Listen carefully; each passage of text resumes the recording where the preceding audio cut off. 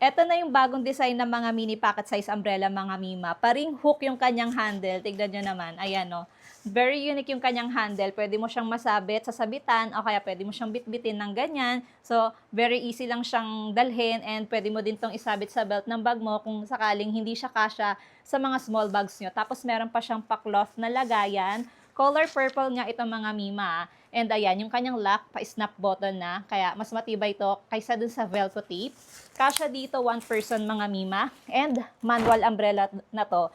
And tinan nyo naman, no, mas pinatibay na itong payong na to kasi nakadoble na yung kanyang ribs. Ayan, yung parang color green na yan. Doble yung ribs, kaya mas patibay ito mga Mima. Tapos meron na rin siyang UPF 50+, kaya meron tayong protection sa init ng araw, hindi lang sa ulan. Ang ganda and ang cute ito mga Mima. Very unique yung kanyang handle. Kapag order kayo nito, yung ganitong handle yung orderin nyo kasi meron pa siyang isang umbrella na kasabay na hindi ganito yung itsura. Baka magkamali kayo. So, available siya in color purple, pink, black, saka blue. Pili na lang kayo kung anong gusto nyong kulay. Ang ganda din itong ipangregalo mga Mima kasi very essential ang payong. Kailangan natin ng payong umulan o umaraw. Kaya go na habang may stocks pa nito.